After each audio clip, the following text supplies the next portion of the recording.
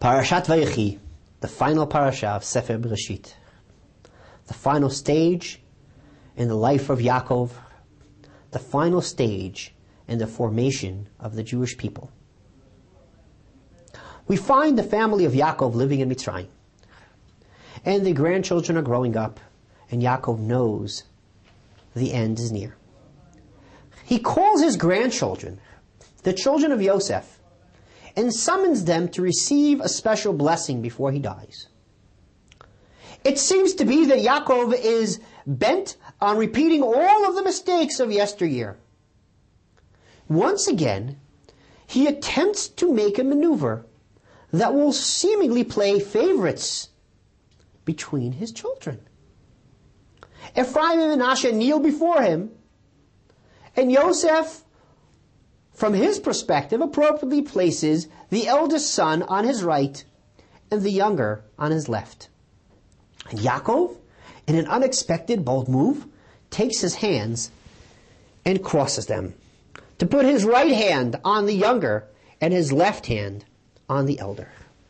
Yosef, horrified from the prospect of starting a new battle of jealousy between his children, reaches out to correct his father's hands, when Yaakov responds to him in a rather perplexing way, saying, "I know, my son, I know, but the younger will become greater than the elder."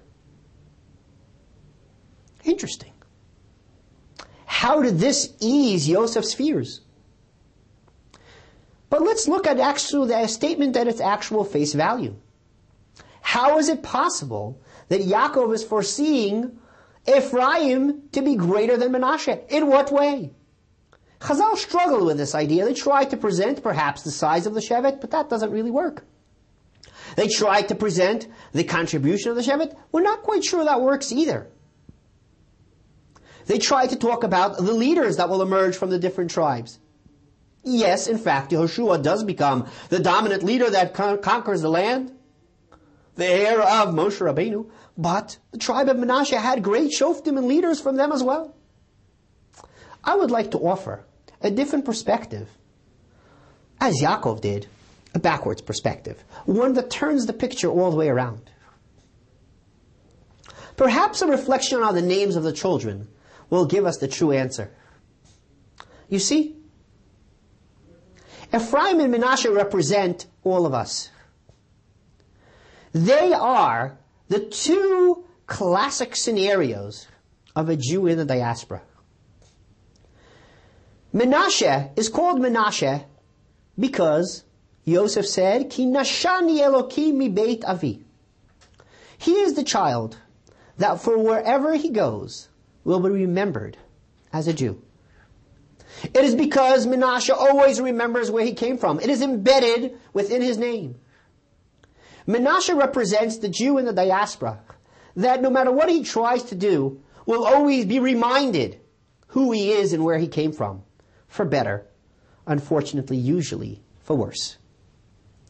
You see, Yaakov is not worried about Manasseh. Indeed, Manasseh will have difficult times throughout his destiny. The Jew will have many, many difficult years in the diaspora in which he will be badgered, punished, hit, discriminated against, subjugated, tortured, and perhaps killed. But no matter what happens, he will always remember who he is. Oh, the Gentile neighbors will make sure of that. Ephraim is a very different child. Ephraim represents Ki Hifrani Elokim Be'eretz Oni, because God made me successful in the land of my infliction. Indeed, Ephraim represents the Jew that will succeed, that will flourish. He will do great in business. He will do great in politics. He will integrate into society. And that's where the true danger emerges. Yaakov sees the greatness of Ephraim and he is petrified that in fact Ephraim is the one that is going to need the extra blessing.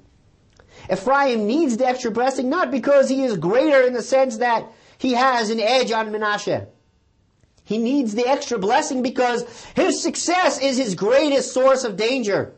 Because the Jew that succeeds in Galut, that succeeds in the diaspora, is in much greater danger of forgetting who he is and where he came from. He will be accepted, and that is the greatest source of danger for his future. Curiously, the Nevi'im throughout the generations referred to the 10 lost tribes as Ephraim. Habei yakir li Ephraim, my dear son Ephraim, who is lost in the diaspora, so lost in which it is difficult for us to even identify who he is. Yaakov, imparting the blessing to his children, blesses his grandchildren that they will forever stand together. As my grandfather, the Mezbesher Rebbe, said, he finishes his blessing with the words, V'yidgu larov b'kerav ha'aretz. May they be like fish amongst the land. Why fish, says the Rebbe? For a very simple reason. Every animal in the animal kingdom, once we identify it as a kosher animal, we must slaughter it in a particular unique way. But what happens if we slaughtered the animal, prepared it for food, and discovered when we opened up the animal that it has a puncture in its lung? Or what is called a sircha, some filth and dirt. Well, the animal is no longer kosher. We need to discard it.